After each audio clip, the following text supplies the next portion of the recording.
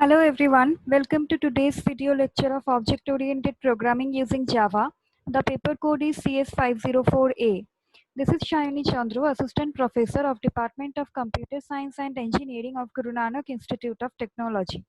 Let's look at today's lecture contents. So in the last lecture, we have learned the basic concept of interface, and we have also learned how to define variables and methods inside an interface. Today we will look into more details of interface. After that, we will learn how multiple inheritance can be implemented using interface. And after that, we will go into a new chapter, which is package. And in today's lecture, we will learn about the basic concept of package. So let's go into the detail of interface, how it can be implemented in a Java program, how other interfaces can inherit one interface, how other classes can implement one interface, etc. Like classes, interfaces can also be extended. That means an interface can be sub-interfaced from other interfaces. The new sub-interface will inherit all the members of the super interface in the manner similar to subclasses. And this thing, that is inheritance concept in interfaces, is achieved using the keyword extends that you have already used in case of class inheritance. And here on the screen, you can see the general syntax where one interface extends another interface. Here you can see that interface name 2 will inherit another interface name 1, which has been previously defined. And inside this block of the interface, we will write down the body of the name 2 interface. This is the general syntax of defining an interface which will extend another interface. Now, for example, we can put all the constants in one interface and the methods in the other. That obviously we can do. So this will enable us to use the constants in classes where the methods are not required.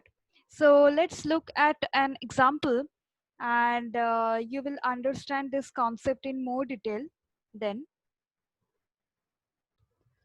So here inside this yellow colored box, you can see an example where we have defined two interfaces, and here this item interface would inherit both the constants code and name into it, which have been defined inside the item constants interface. But you have to remember that the variables name and code are declared like simple variables, and most importantly, they have been declared inside the item constants interface as final variables, which have been inherited inside this item interface. And it is allowed because of all the variables in an interface are treated as constants, as we all know that.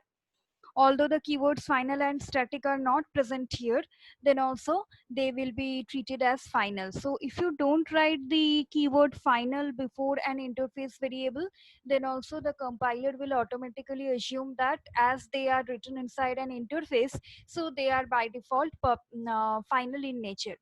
And as the compiler will automatically assume that they are by default final in nature, so you have to initialize them. That means you have to put some values into them whenever you are declaring them. So this is why we did not write the final keyword before it. But if you want to write it before the variable declaration, you can obviously write it. That's not going to affect the output. In both the cases, the output will be same. And here also you can see that inside this item interface, we have not written the abstract keyword before the display method, although we have not declared any body of this display method, because the display method has no body and there is a semicolon which marks the end of the method declaration. So the compiler will automatically assume that this is an abstract method. And moreover, as it is an interface, this item is an interface inside which the display method is declared. So the compiler will automatically assume that this is an abstract method. So if you don't want to write the abstract keyword before the method declaration, you obviously can omit it. But if you want to write it, then also you are going to get the same output. So here you can see that the inside the item interface, the code and name variables of the item constants interfaces are inherited, and inside the item interface we have declared an abstract method named display. So this is how one interface can extend another interface. Here the extends keyword is used just like class inheritance. So if this extends keyword is used, that means the item interface will inherit the properties of the item constants interface inside it. So this is how inheritance works in case of an interface. Unlike classes, an interface can inherit several interfaces together. That means here you can see that one interface item is extending or inheriting only one interface item constants. But this item interface can also inherit more than one interfaces unlike classes. That's also possible in case of interface. Let's look at an example of that. So in this example, you can see that this item constants interface is the same interface that was declared in the last example, which contains two final variables, code and name. Code is an integer variable, name is a string variable. This item methods interface is a separate interface which contains an abstract method only, and this item interface is extending both the interfaces item constants and item methods, and some piece of codes are written inside its body. So this is how you can extend more than one interfaces inside a particular interface body. Here in this example, you can see that the item interface is extending item constants and item methods, both the interfaces. Like this, the item interface can also extend more than two interfaces or innumerable number of interfaces, you can say. So this concept is not applicable in case of classes in Java. One class can only inherit a particular superclass, not more than one classes can be inherited. But in case of interface, it's perfectly okay to inherit more than one interfaces like this. While interfaces are allowed to extend other interfaces, sub-interfaces cannot define the methods declared in the super interfaces. This is very, very important while inheriting or extending one interface from another interface. Because after all, sub-interfaces are still interfaces and not classes. So instead, it is the responsibility of any class that implements the derived interface to define all the methods. You have to keep in mind that when an interface extends two or more interfaces, they are separated by commas. That means one interface can only inherit other interfaces but not implement their methods. This is because of the reason that the sub interfaces which are inheriting the super interfaces are still interfaces. So they will not be able to implement the body of the methods that they are inheriting from other interfaces. They can only be defined by the classes which will implement those interfaces. You have to keep in mind another point that an interface cannot extend classes. This is because of the reason that if an interface extends classes, then this would violate the rule that an interface can have only abstract methods and constants. So this is the reason why an interface cannot extend classes. Rather, classes can implement interfaces. Now let's look at how interfaces can be implemented by classes. Interfaces are used as superclasses whose properties can be inherited by classes. It is therefore necessary to create a class that inherits the given interfaces. So this is the general syntax that you can see on screen, where the class name will implement the interface name. So implementing basically means inheriting. So when the one interface inherits another interface, the extends keyword is used. But here you can see that a class is inheriting an interface. When a class inherits one interface, then this implements keyword is being used instead of extends. So we have learned two keywords in case of inheritance. One is extends, another one is implements. When a class extends or inherits another class, extends keyword is used. When an interface inherits another interface, the same extends keyword is used. But when a class inherits another interface, the implements keyword is being used. This implements keyword means that this class name class will inherit the properties of this interface name interface.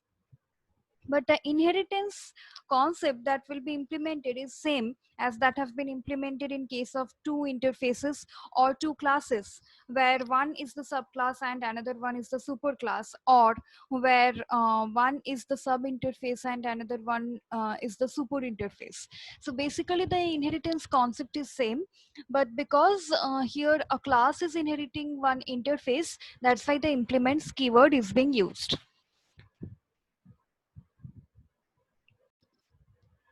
Now, just like interfaces, a class can also implement more than one interfaces.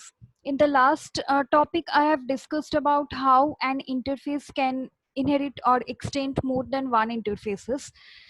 The same thing can be implemented in case of a class and an interface also. That means a class can inherit more than one interfaces, and the general format or the general syntax of how a class can inherit more than one interfaces looks like the same that you have already learned in case of interface. Let me write it down again for class and interfaces.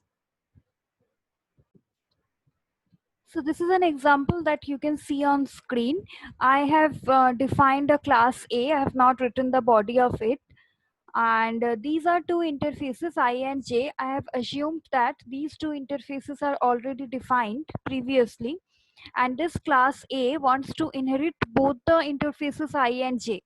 So this can be done similar to how an interface inherits more than one interfaces.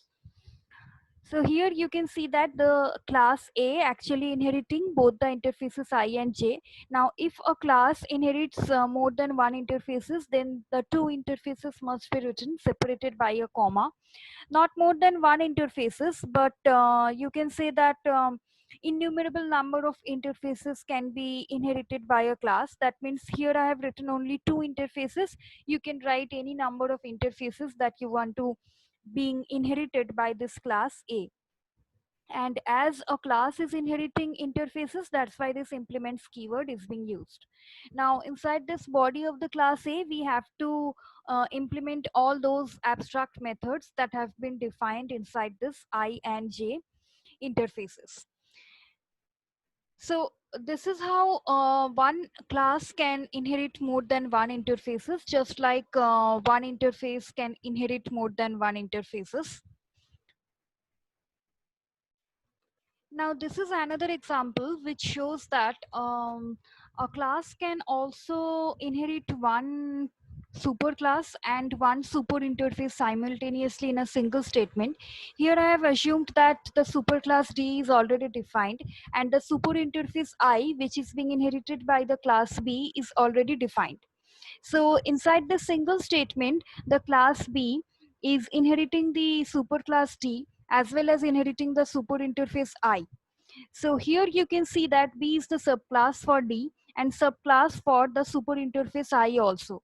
That means both the classes D and B are in an inheritance relationship, and the interface I and class B are also in an inheritance relationship. That means the superclass D, the properties of superclass D is being all of the properties are being inherited inside class B, and all the final and abstract methods of the class of the interface I are being inherited inside the subclass B. So in a single statement, a class can inherit an interface as well as a superclass. And this is the statement using which we can implement the multiple inheritance concept in case of Java. We will look into it into more detail when we will do a sample program for this. So these are the basic concepts that are associated with interfaces. Now let's look at an example program to better understand the concept of interfaces. After that, we will do the program that will implement the concept of multiple inheritance. So this is a sample program that demonstrates the use of interfaces and how a class can inherit the interface. This area is an interface where a float variable pi has been defined, which is a final variable, and this is a float literal value that has been assigned into the float variable pi.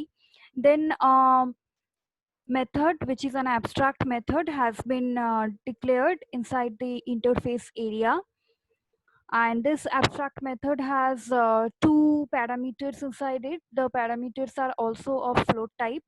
Then this rectangle class is implementing or inheriting the area interface, and as it is inheriting the interface, so this class has to implement the abstract method compute that has been defined inside the area interface.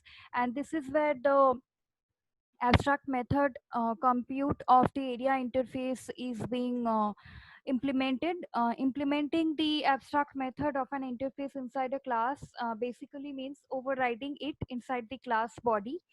But remember that all the variables and methods defined inside an interface are all treated as public type.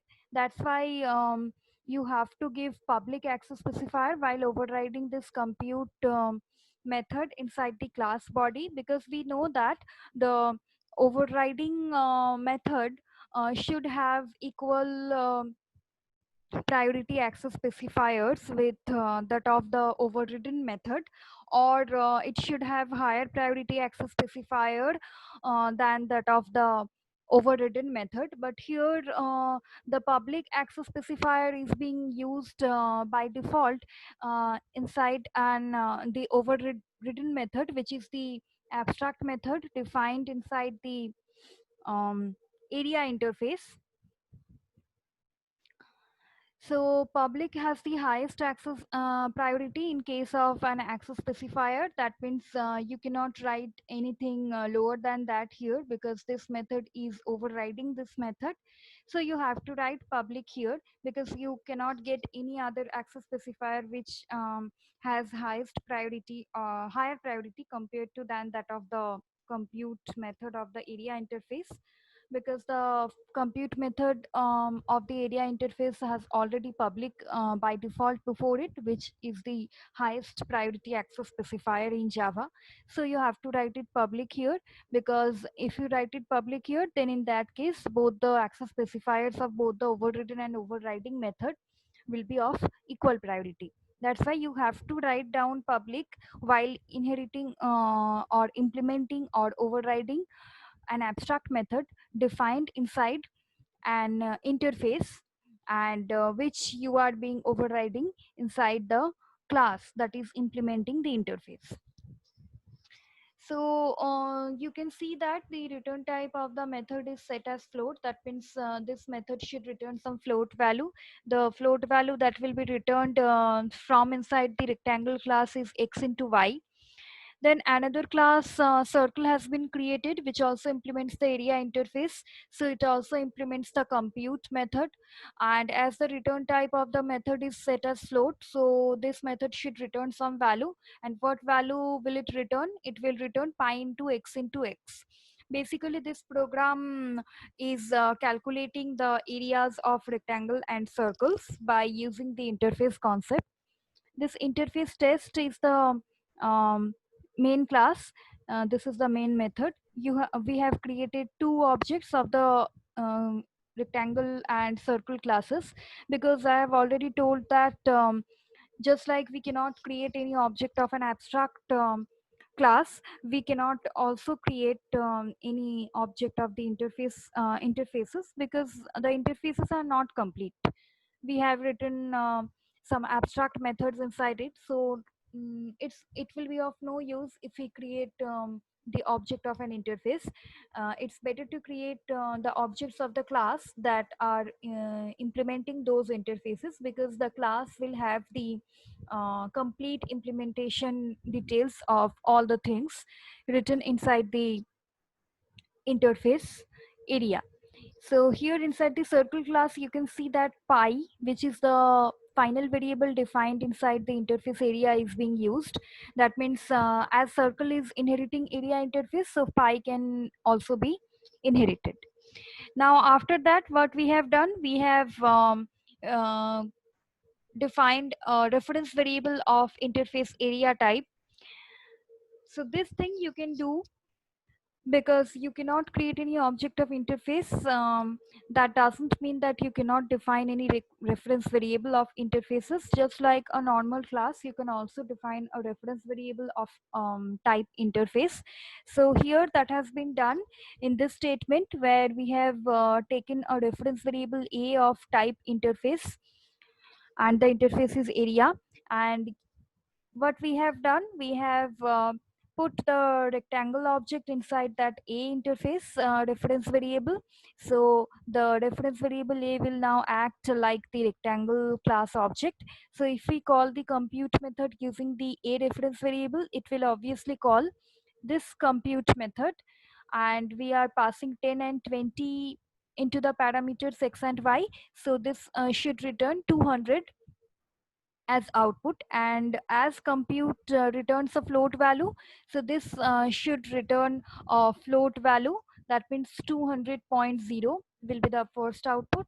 After that, we have put the circle class object into the reference variable of the interface area. So a will now behave as the circle class object, and if we call the compute method using the a reference variable, this will obviously call this compute method. So we are passing a value 10 into x and a value 0 into y, because we are not going to use y while computing the area of the circle. We are just going to use the value of x. So 3.14 into 10 into 10, that is 314, will be returned. And as the method compute returns a float value, so it should return 314.0 as output. So the two outputs that you will see on screen are 200.0 and after that 314.0. Now let's look at the output of this program. So just as I described, the outputs of this program will be 200.0 and 314.0. So this is how we can use an interface in order to do some calculations, or in order to perform some functions inside a Java program. Now let's move on to the next topic of our today's lecture, which is multiple inheritance using interface. Now the question that comes, is it possible to implement multiple inheritance in Java? Yes, it is very much possible to implement multiple inheritance in Java, but in that case you have to use the concept of interfaces. Now let's look at a sample program to see how multiple inheritance can be implemented using interfaces. So this is an example program which demonstrates the use of multiple inheritance in Java. Now this class A is the superclass which contains an integer variable A which has a value 10, and this show method will just print the value of the variable A. After that, an interface I has been defined which contains a final variable which is also an integer variable which has been assigned a value 20, and this void display is an abstract method. Now this statement is actually implementing the concept of multiple inheritance. I have already discussed about this statement. In this single statement, class B is inheriting the superclass A and also inheriting the super interface I. That means the properties of both the superclass and super interface are being inherited into this subclass B. So this C is the subclass variable, which is an integer variable that contains the value 30. So as this class implements the interface I, so this display method must be implemented here. That's why we have written this public void display here. And inside this display method, we want to print the values of all the variables of this program, which are A, C, and I. Now A has been the instance variable of the superclass A, which has been inherited inside B. So directly A can be accessed. C is the variable instance variable of B class itself, so no problem in accessing it. And I is the final variable of the super interface I, which has been inherited inside B. So you can also directly access I like this. So this is the main class. This is the main method. We have just created the object of the subclass B, because using the subclass B, you can obviously access superclass A and also super interface I. So using this subclass object OB, we are accessing this show method, which is the method of the superclass A, and we are also accessing the display method, which has been overridden inside the subclass B, because this was an abstract method defined inside the interface I. So this show method should give you the value of A as output, and this display method should give you the values of all the variables of this program, that is A, C, and I, the values of all these three variables as output.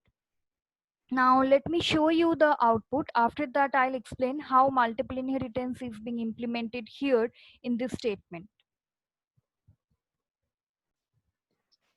So just as I told that the first output is for the show method and the second output is for the display method, which is displaying all the values of all the variables A, C, and I of the program, which are 10, 30, and 20. So this is the concept that has been implemented inside the program, where A is the superclass and B is the subclass. Let me write it down. So this A is the superclass and this B is the subclass,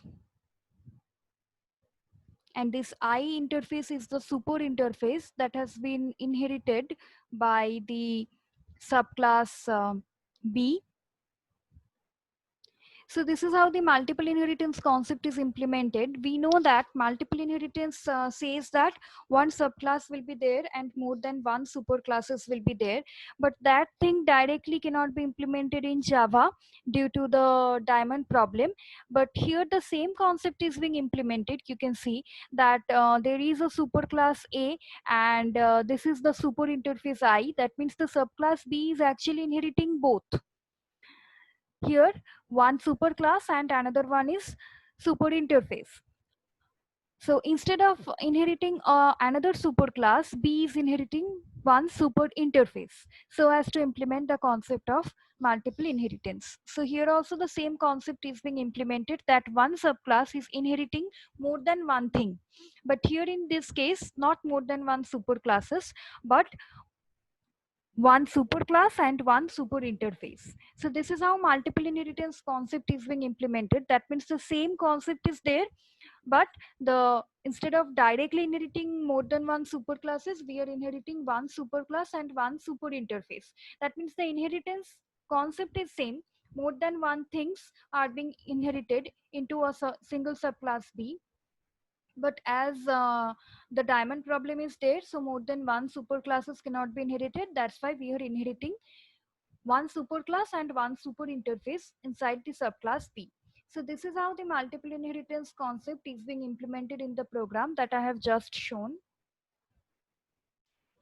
So this is all about interface. You have seen in the interface chapter that how interfaces are mainly used to implement multiple inheritance concept in Java, because multiple inheritance is a very important concept in object-oriented programming paradigm. That's why Java has provided an alternate way of implementing this concept, which is interface.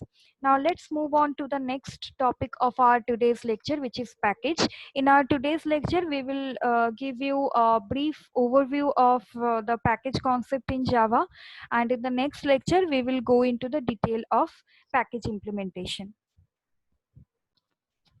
Now, in my previous lectures, I have repeatedly stated that one of the main features of object-oriented programming is the ability to reuse the code already created. One way of achieving this is by extending classes and implementing the interfaces we had created. That means by using inheritance. But this is limited to reusing the classes within a program. But what if we need to use classes from other programs without physically copying them into the program under development? This can be accomplished in Java by using the concept of packages, which is also similar to the concept of class libraries in other languages. Another way of achieving the reusability in Java, therefore, is to use packages. Packages are Java's way of grouping a variety of classes and or interfaces together. And the grouping is usually done according to the functionality.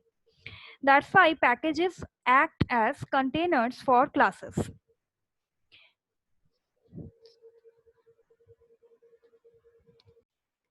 Now the question comes, what are the benefits of using packages in a Java program? By organizing our classes into packages, we can achieve some benefits. Now let's look at the benefits of using packages in a Java program.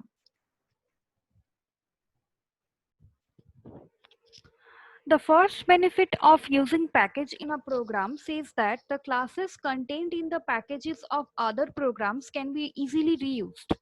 Just as I explained that in case of inheritance, you can only use the reusability feature inside a single program. But in case of packages, the reusability feature can be used in other programs also. The second benefit is that in case of packages, classes can be unique compared with other classes in other packages. That means two classes in two different packages can have the same name. They may be referred by their fully qualified class name, comprising the package name and the class name. Now, what does this fully qualified name means that I'll explain in detail in my next lecture. So, the second benefit of using packages in a Java program is that you don't need to think of some exclusive names for classes residing in different packages. You can easily give same name to the classes of two different packages. The third benefit says that packages provide a way to hide classes, thus preventing other programs or packages from accessing classes that are meant for internal use only. In the next lecture, you will see that how package can be used to provide class hiding concept in Java. In that case, the access specifiers will play an important role. The fourth benefit says that packages also provide a way for separating design from coding. First, we can design the classes and decide their relationships, and then we can implement the Java code needed for the methods.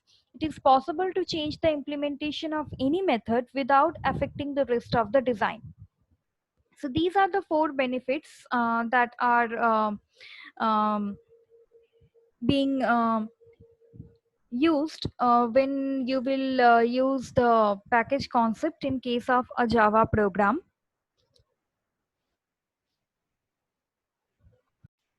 Now the Java packages are of two types, Java API packages or system defined packages, and another one is user defined packages.